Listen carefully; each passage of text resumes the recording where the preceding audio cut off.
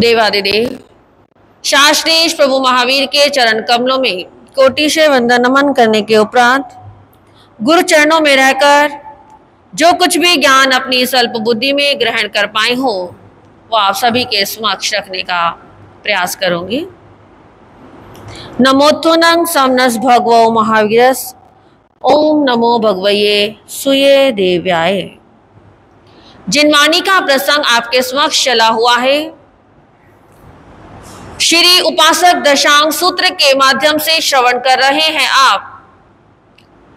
तत्वों का वर्णन जिसके अंतर्गत बंध तत्व की चर्चा चली हुई है कि कर्मों का बंध कैसे होता है, किस प्रकार जीवात्मा नाना नाना गतियों में भ्रमण करता है। कल आप श्रवण कर रहे थे, क्या सुन रहे थे जी? नरक में जाने के कारण। नरक में जाने के कितने कारण हैं? 4 कारण। कौन कौन से?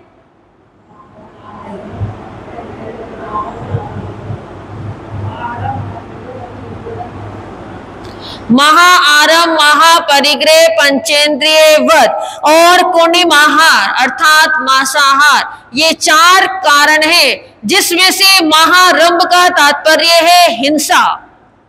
अति हिंसा करने से जीवात्मा नरक गति में जाता है। महापरिग्रह, बहुत अधिक परिग्रह करने से भी, बहुत अधिक चीजों को एकत्रित करने से भी, बहुत अधिक धन की लालसा रखने से भी मनुष्य कहाँ चला जाता है?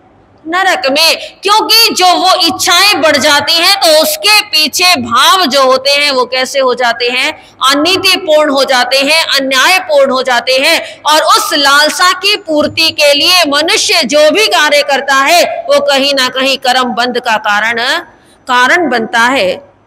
उसके बाद आता है पंचेंद्रिय वध।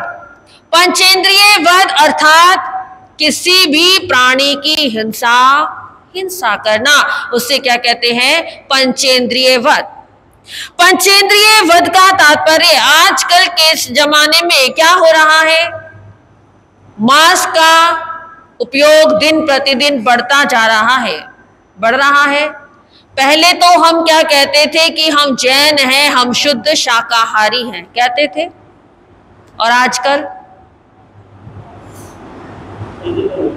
हाँ, शुद्ध तो नहीं रह गए, ठीक है ना।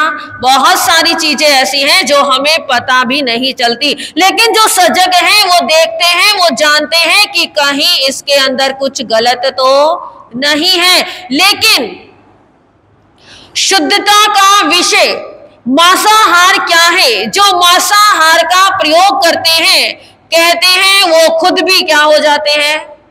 उनका हृदय कैसा होता है? कठोर, निर्दयी। क्योंकि मांसाहार वही कर सकता है जो कठोर होगा, जो निर्दयी होगा। पहले का टाइम ऐसा था, आपने नाम सुने होंगे, डॉक्टर्स भी जो बनते थे ना, जैन लोग डॉक्टर बहुत कम हुआ करते थे, होते थे ना। क्यों होते थे? कारण क्या था? क्या उनके पास दिमाग नहीं था? क्या उनके पास पैसा नहीं था? किस चीज की कमी थी? हृदय की कमी थी। हृदय कमजोर होता था, किसी को कटते हुए वो नहीं देख सकते थे। आज जब मेडिकल की पढ़ाई करते हैं तो सबसे पहले बच्चों को स्कूल में ही क्या करना सिखा दिया जाता है? चीर फाड़। प्रैक्टिकल वहां पर स्टार्ट हो जाते हैं। तो बहुत से बच्चे ऐसे हैं जिनका हृदय इस बात को स्वीकार नहीं कर पाता है। जो पहले की पढ़ाई है वो वहीं पर रुक जाते हैं। क्यों? क्योंकि हृदय तैयार नहीं होता।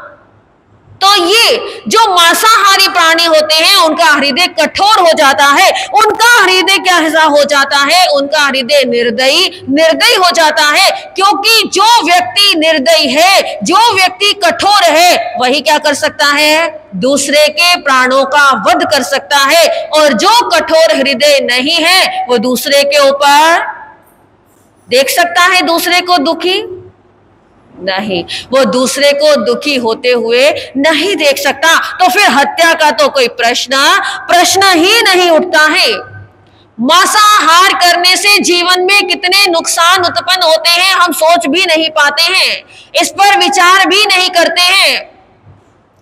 क्योंकि जो व्यक्ति मांसाहार करते हैं, ना जाने जो वो आहार कर रहे हैं वो कहां से आया है, किस पशु के अंदर क्या बीमारी है, क्या उसके अंदर रोग है। जब हम किसी ऐसे प्राणी का ग्रहण करते हैं तो क्या हो जाता है, वो रोग, वो बीमारियां भी क्या होती हैं जी, हमारे अंदर आने लगती है ना।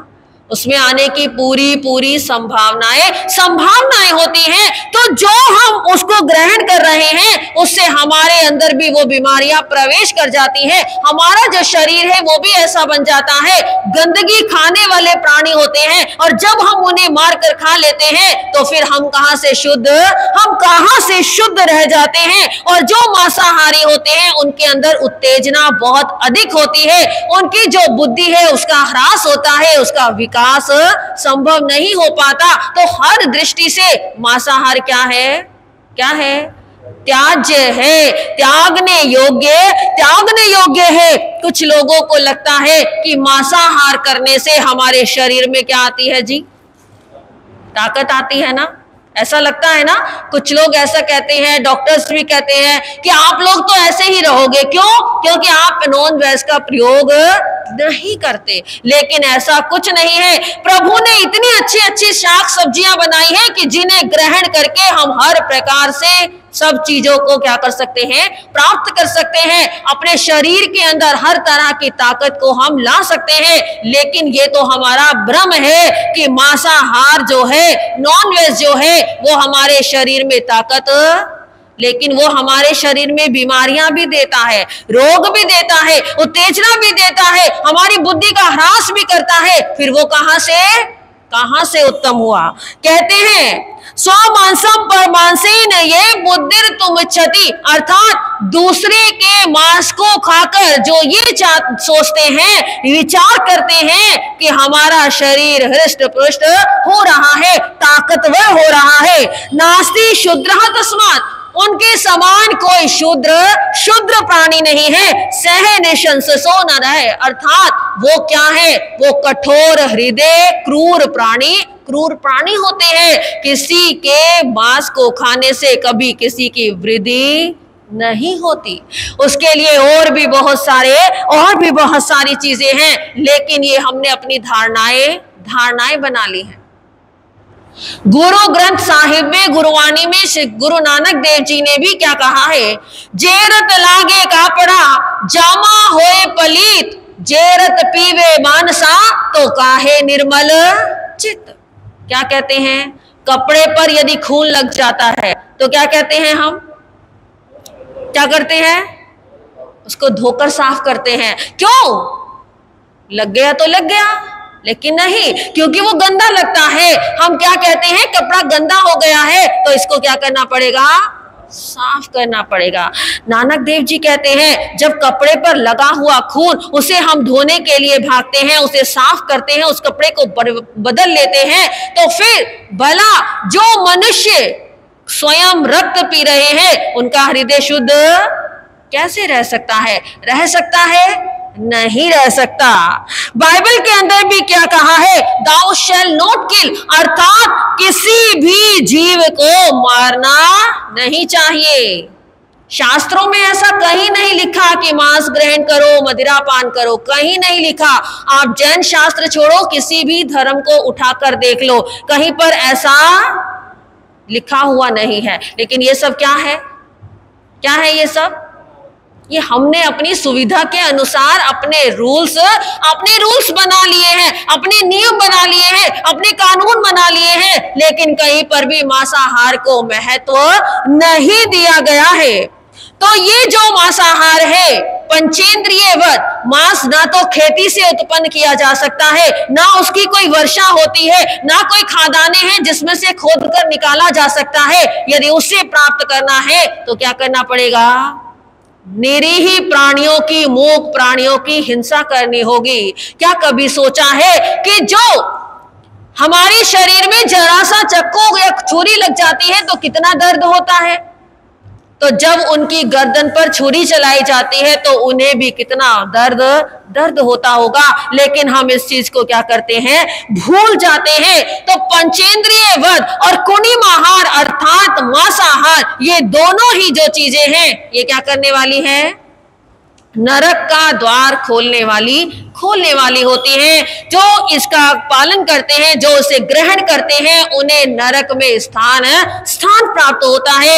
इसीलिए क्या कहा है, नरक में जाने के जो 4 कारण हैं, महारंभ, महापरिग्रह, पंचेंद्रिय वध और कुणिमाहार अर्थात मांसाहार, इन सब से हमें क्या रहना चाहिए, दूर रहना चाहिए, क्योंकि ये नरक गति की ओर धकेलने वाले हैं। उसके बाद कौन सी गति आती है, त्रियंच गति। त्रियंच गति किसे कहते हैं जी, पशु पक्षी कीड़े मकोड़े ये सब किस में आते हैं, त्रियंच गति के अंदर आते हैं। त्रियंच गति के अंदर कौन सी इंद्रिय वाले प्राणी रहते हैं, हाँ जी, त्रियंच गति में कौन सी इंद्रिय के प्राणी होते हैं, 5 इंद्रिय के होते हैं, 3 कौन कौन से, 5 इंद्रियों के होते हैं, सभी होते हैं। त्रियंच गति में सभी प्रकार की इंद्रियों के प्राणी होते हैं। एक केंद्रीय भी होते हैं, बेंद्रिय, तेंद्रिय, कितनी इंद्रियां हैं, 5।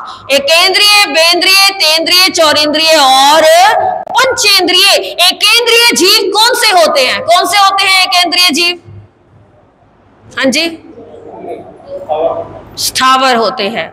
एकेंद्रिय का मतलब केवल उनके पास एक इंद्रिय है, कौन सी, स्पर्श इंद्रिय, जिसका मात्र शरीर होता है। तो एकेंद्रिय जो जीव होते हैं उनके पास मात्र शरीर होता है और उनके पास कुछ है नहीं, ना वो देख सकते, ना वो सुन सकते, ना वो बोल सकते, लेकिन उनके पास स्पर्श की शक्ति है। उनके पास अपना एक शरीर होता है, पिंड होता है।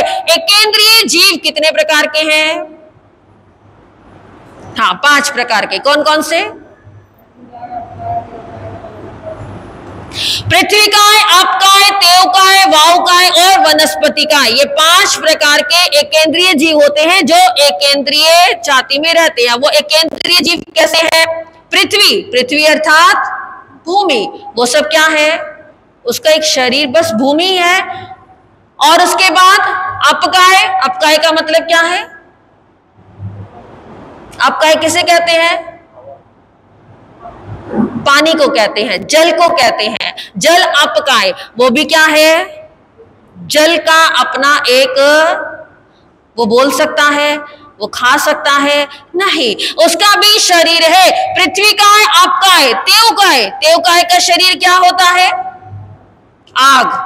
वायु का शरीर क्या होता है, हवा, वायु हवा।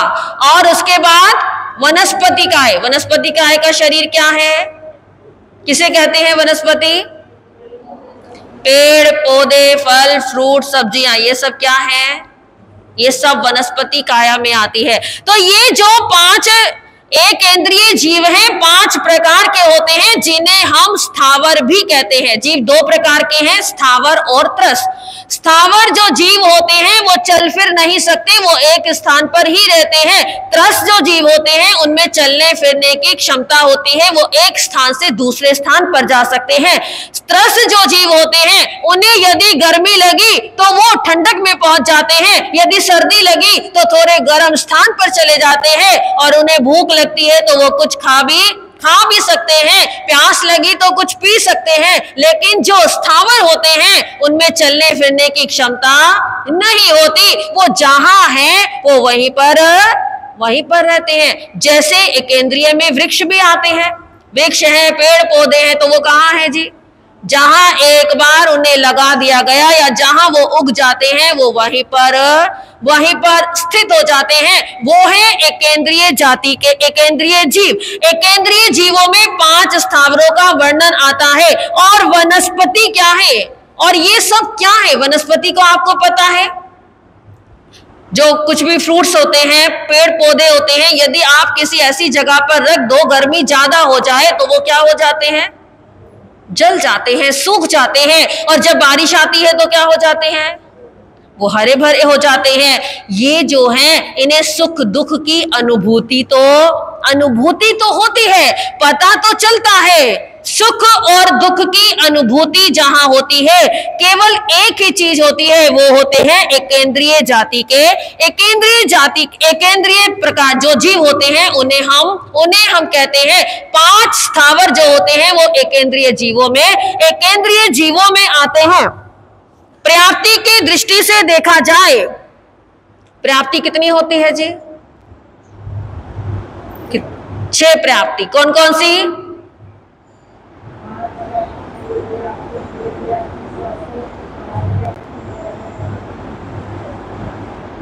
पांचवी रह गई। फिर भी बहुत अच्छा है, आज एक ही तरफ से सारे जवाब आ रहे हैं, है ना? थोड़ा सा आप लोग भी प्रयास करें और थोड़ा थोड़ा और। आज ऋषु बहन ही है जो सारे जवाब दे रही हैं, फटाफट। आहार प्राप्ति, पर्याप्तियां 6 हैं। आहार प्राप्ति, शरीर प्राप्ति, इंद्रिय प्राप्ति, श्वास प्राप्ति, भाषा प्राप्ति और मन प्राप्ति। ये 6 प्राप्तियां होती हैं और 6 में से 4 प्राप्ति ऐसी हैं जो एकेंद्रीय जीवों के पास भी होती है। कौन सी? आहार प्राप्ति, शरीर प्राप्ति, इंद्रिय प्राप्ति और श्वासोश्वास प्राप्ति। आहार, कोई भी जीव जब इस संसार में आता है तो वो आहार तो ग्रहण करता ही है। जिस प्रकार अग्नि का आहार वायु हुआ करती है और वनस्पति का आहार मिट्टी और पानी होता है, तो इस प्रकार आहार ग्रहण करना, आहार प्राप्ति, शरीर तो उनके पास है ही, और इंद्रिय प्राप्ति, क्योंकि उनके पास कितनी इंद्रिय है जी? 1 इंद्रिय है। और उसके बाद श्वासोश्वास प्राप्ति, अर्थात श्वास लेना और श्वास छोड़ना। हमें लगता है कि ये पेड़ पौधे ऐसे ही खड़े हैं, पृथ्वी है, इनमें जान नहीं है, लेकिन ऐसा नहीं है। इन सब में क्या है? अनुभूति है। इन सब में श्वास लेने और छोड़ने की क्षमता है।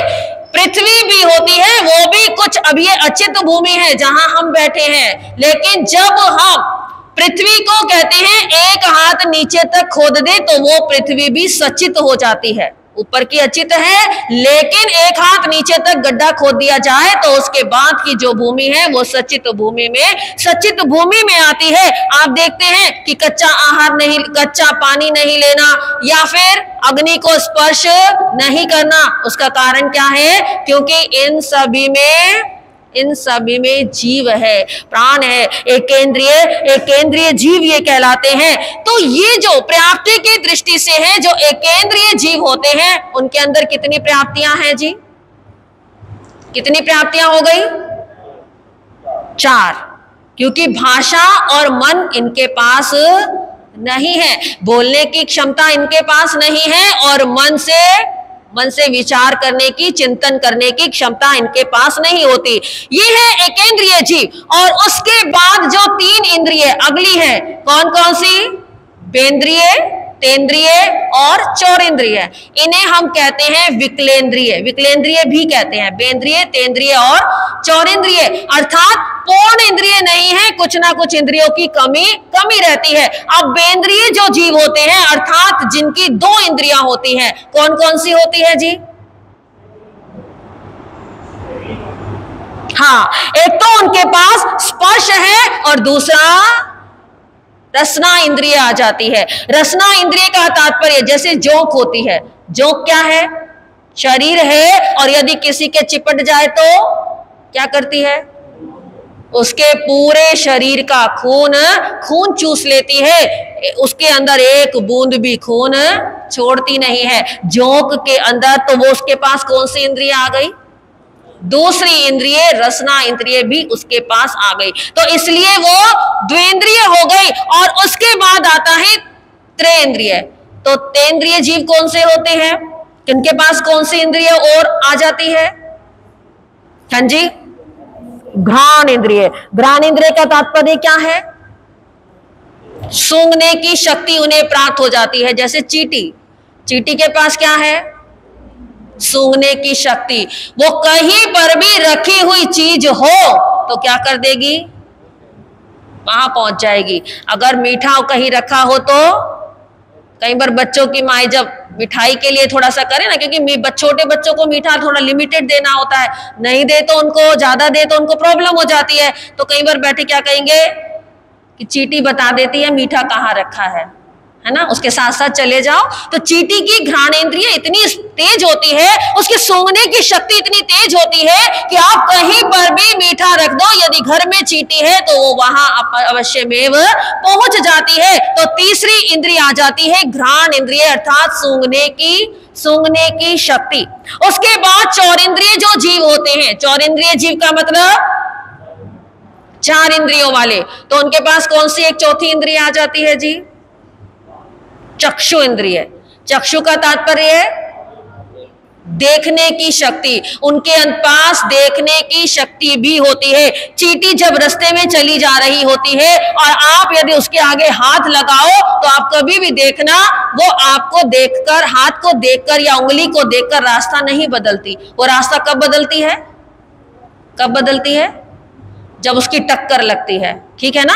पहले वो टकराती है और फिर रास्ता बदलती है, क्योंकि उसको दिखाई नहीं देता है। और इसके बाद जो चौरेंद्रिय जीव होते हैं उनको आंखों की प्राप्ति भी हो जाती है, जैसे मक्खी। मक्खी क्या कर सकती है, मक्खी देख भी सकती है। तो ये होते हैं चौरेंद्रिय, अर्थात 4 इंद्रियों वाले जीव। तो पहले हमारे एकेंद्रिय जीव, और उसके बाद जो अगले 3 हैं, वेंद्रिय, तेंद्रिय और चौरेंद्रिय, वो विकलेंद्रिय भी कहे जाते हैं। इनका नाम दूसरा है विकलेंद्रिय। और इधर से जो एकेंद्रिय जीव हैं उन्हें दूसरा क्या कहा जाता है, स्थावर भी कहा जाता है। और ये हो गए हमारे चौरेंद्रिय तक के जीव। ये सब किसमें आते हैं जी, किसमें आते हैं, त्रियंच गति के जीवों में। हम किसे कहते हैं, पशु हैं, पक्षी हैं, उन सबको त्रियंच गति के जीव कहते हैं। लेकिन ये सब भी किसके जीव हैं, ये भी त्रियंच गति के जीव ही होते हैं। तो ये हमारे आज चौरिंद्रिय तक हम पहुंचे, और बाकी की चर्चाएं करेंगे आने वाले समय में, क्योंकि समय हो गया इन्हीं शब्दों के साथ। ओम शांति। ओम।